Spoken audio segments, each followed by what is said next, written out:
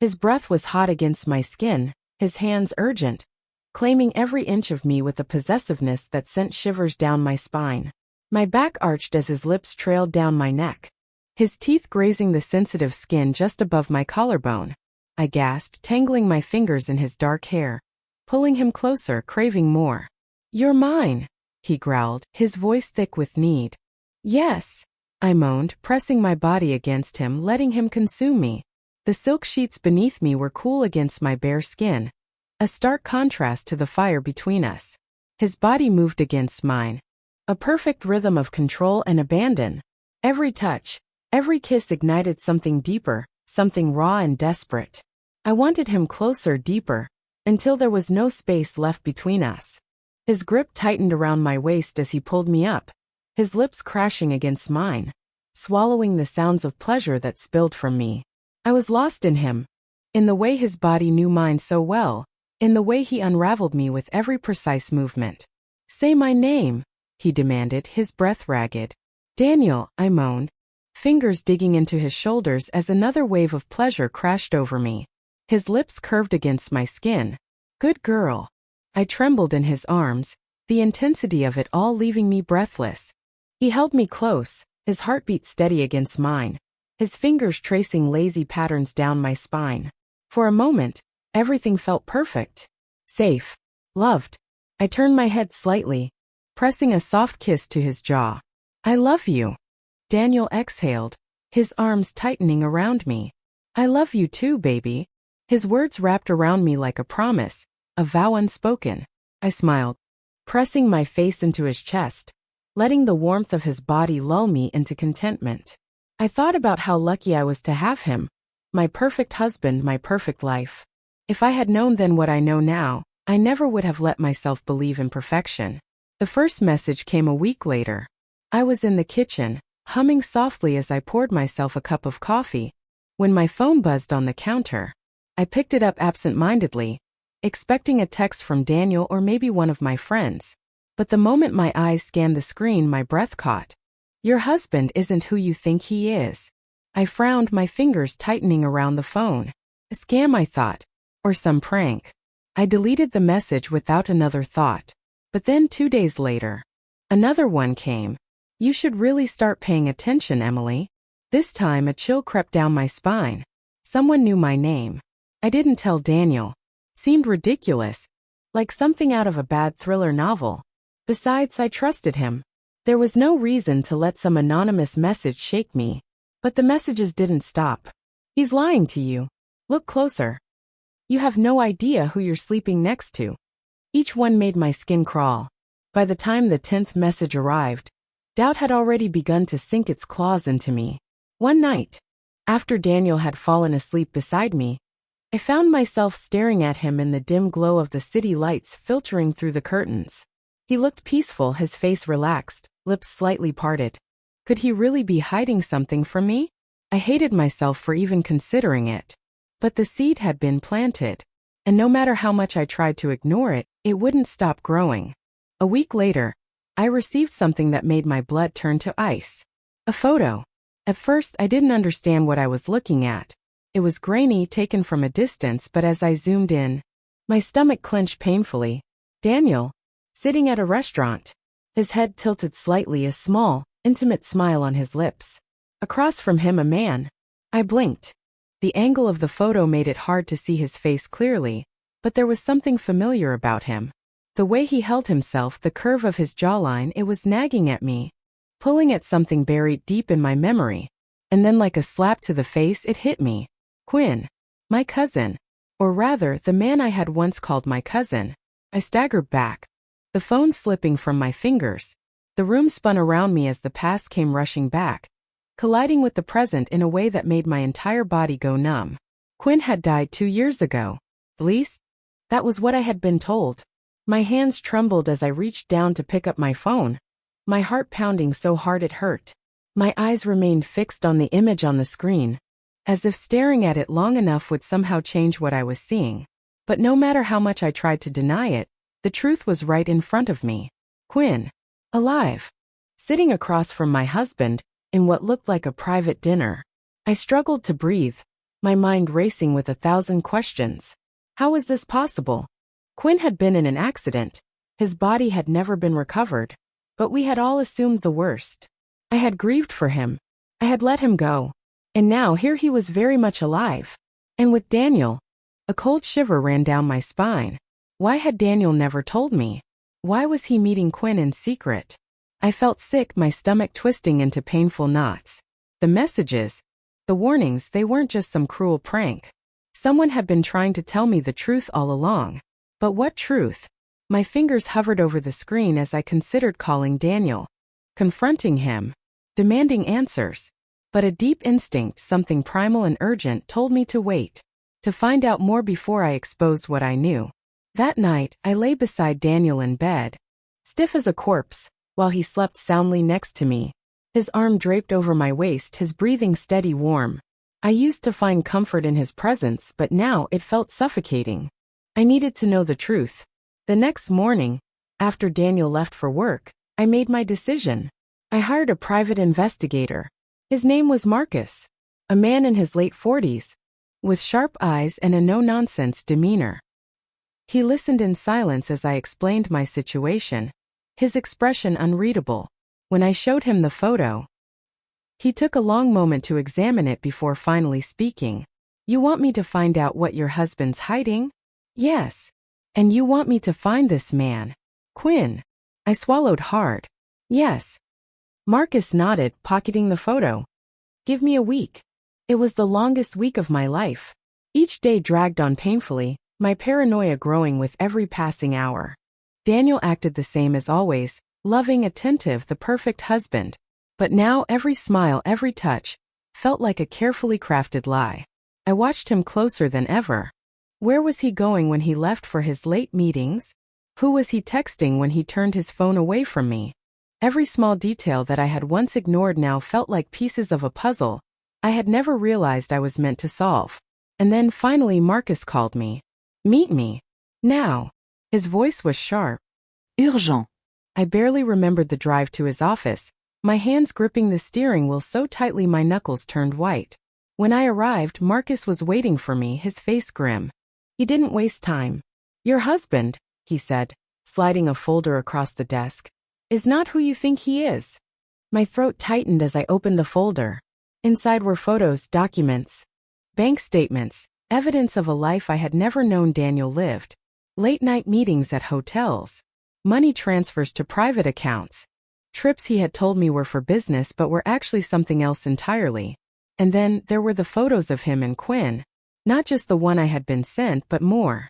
Them together in different places. Always private, always intimate. And then the final blow. A photo of them in a hotel room. Daniel half-dressed. Quinn, his hands on Daniel's face. His lips pressed against his. A wave of nausea hit me so hard I nearly doubled over. I had expected something bad. But not this. I had never once considered that Daniel, that he and Quinn. I sucked in a shaky breath. How long? Marcus exhaled.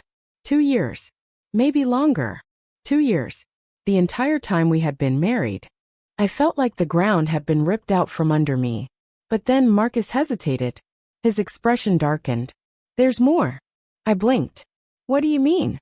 Marcus slid another photo towards me. It was older, grainier, but I recognized it instantly. A hospital. A man lying in a bed, hooked up to machines. Quinn. And standing beside him, Daniel. A fresh wave of horror washed over me. "What is this?" I whispered. Marcus leaned forward. "That's from 2 years ago. After Quinn's accident. The thing is, Emily, he didn't just disappear." I stared at the photo, my hands shaking. "What are you saying?" "Quinn was alive the whole time," Marcus said grimly. "But someone kept him hidden. Someone manipulated him. And based on everything I've found, that someone was Daniel." I stared at Marcus, my mind struggling to process his words. The world around me seemed to tilt, my breath coming in short, uneven gasps. "Daniel kept him hidden?" My voice barely came out as a whisper. Marcus nodded grimly. "After the accident, Quinn was in critical condition. He was placed in a private hospital, one that wasn't easy to find. And from what I've uncovered, Daniel was the one who admitted him. I shook my head, my vision blurring. That doesn't make sense. Why would Daniel do that? Why would he keep Quinn a secret from me? From everyone. Marcus leaned forward, his sharp eyes scanning my face as if gauging how much more I could handle. That's the question, isn't it? I clenched my fists, trying to steady myself. And Quinn?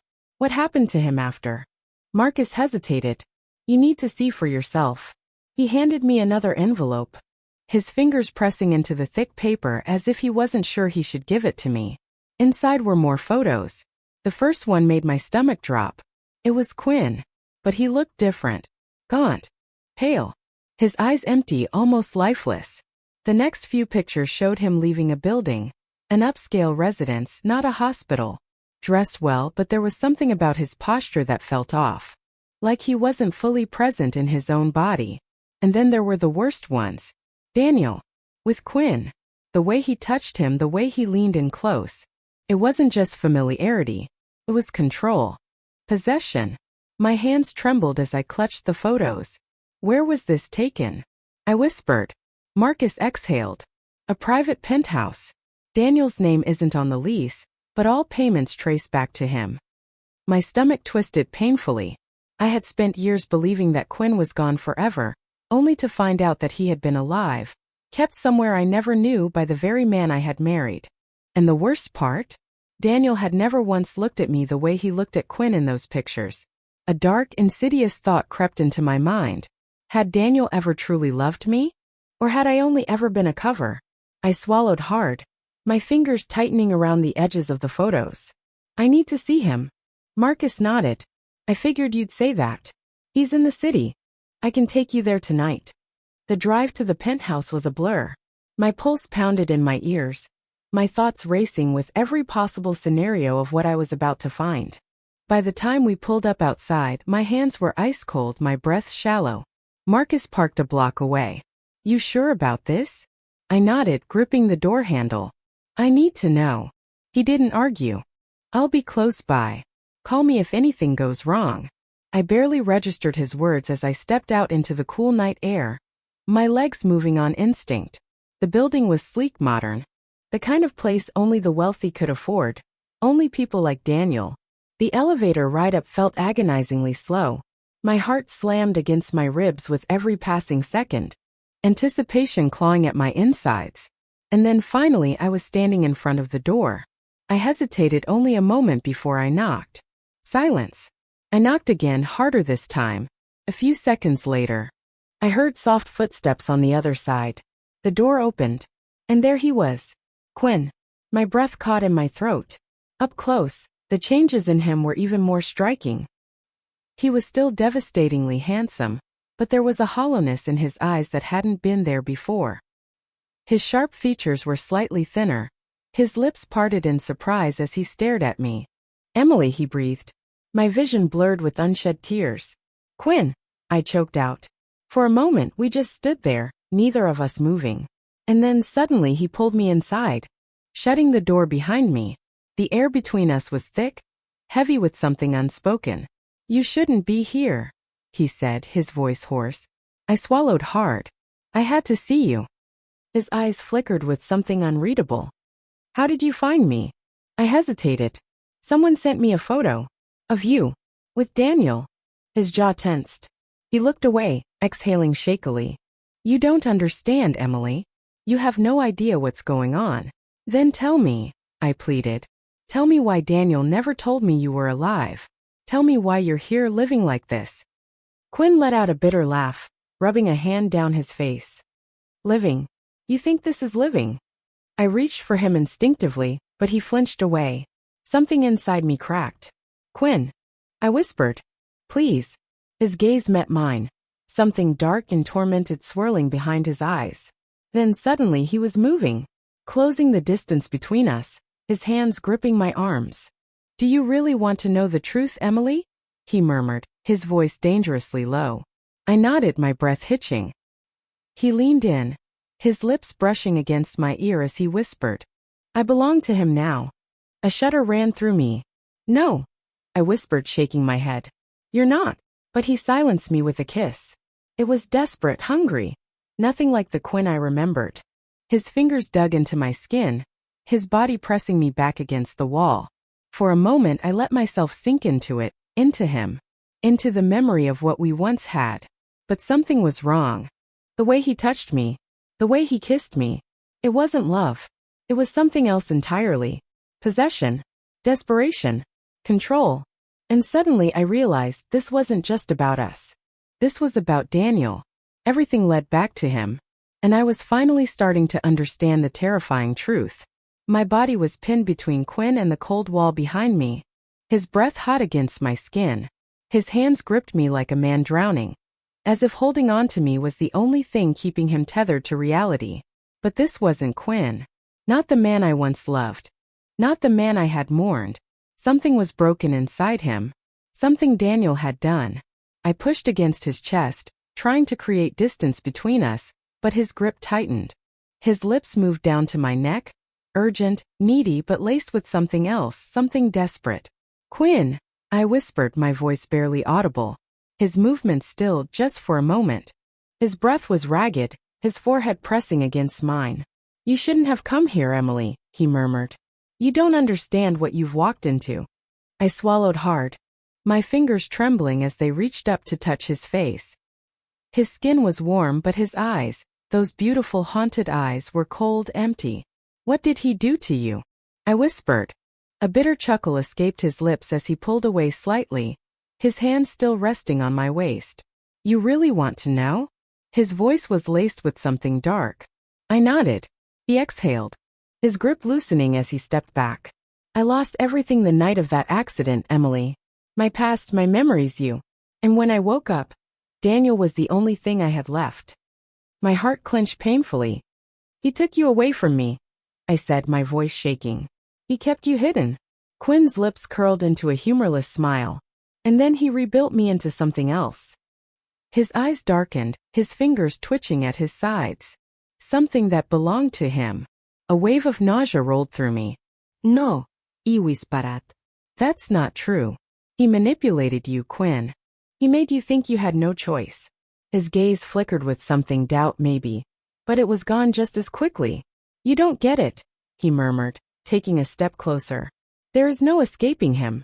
You think you're here by accident? That you found me on your own." A chill ran down my spine. Quinn tilted his head slightly, his gaze almost pitying. "He wanted you to find me, Emily. He wanted you to see what he's done."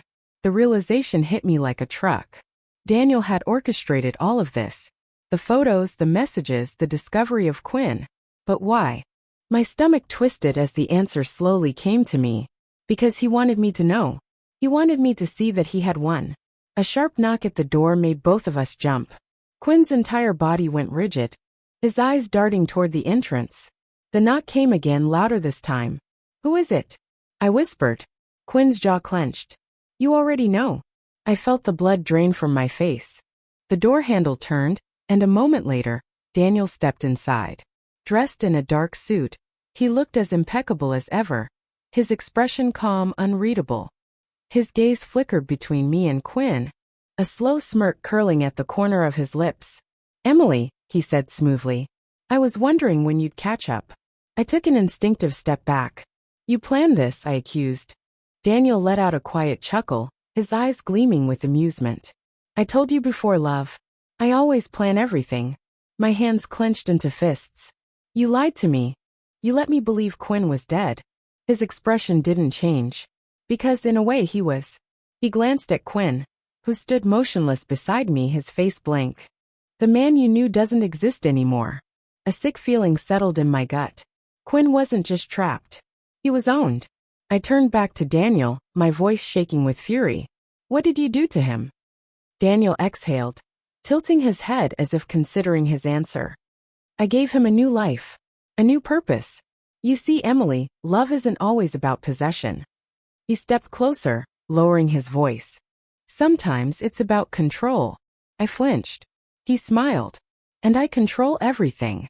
Quinn's shoulders tensed beside me, but he said nothing. I turned to him, pleading. "Quinn, please. You don't have to do this. You don't have to stay with him." Something flickered in his expression, hesitation, longing, but it disappeared almost instantly. You don't understand, Emily, he said quietly. It's not that simple. Daniel let out a soft sigh. You're wasting your breath, love. Quinn is mine. He has been for a long time. My stomach churned with nausea. That's not true, I said through clenched teeth. You manipulated him. You used him. Just like you used me. Daniel's smile widened. And yet you still married me. I inhaled sharply. He was right. I had walked straight into his trap, blind and trusting. You never loved me, I whispered. I was just a distraction, wasn't I? Daniel tilted his head slightly. Not a distraction, Emily. A necessity. My hands trembled at my sides. A necessity for what? His smile was slow, deliberate. A cover.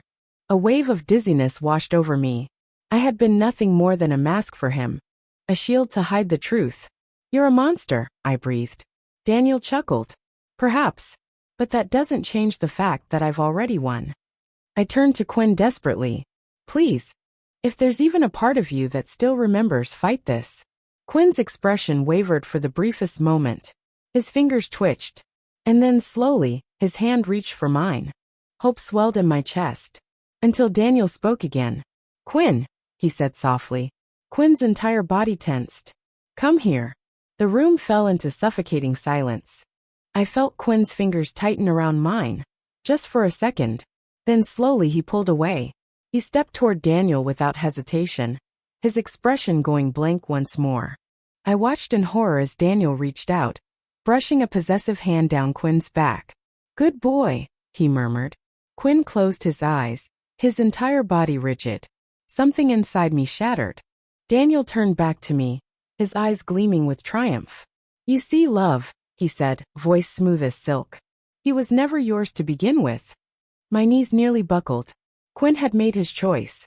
And I had lost him all over again. My body felt numb. The weight of Daniel's words pressed down on me, suffocating, relentless. He was never yours to begin with. I wanted to scream, to grab Quinn and shake him, to force him to see the truth. But as I looked into his eyes, empty, lifeless, I realized something. This was no longer the man I had loved. Quinn had been broken, piece by piece, until there was nothing left of the person he used to be. And Daniel had done it with his own hands. A slow, mocking smile curled at Daniel's lips. Oh, Emily. You really thought love was enough to save him, didn't you? I clenched my fists at my sides, my nails digging into my palms. You don't own him. Daniel chuckled, shaking his head. Oh, but I do. Body, mind, and everything in between. He glanced at Quinn, his fingers tracing lightly down his arm. Isn't that right, darling? Quinn didn't flinch. He didn't move. He just stood there, silent, obedient. Something inside me cracked.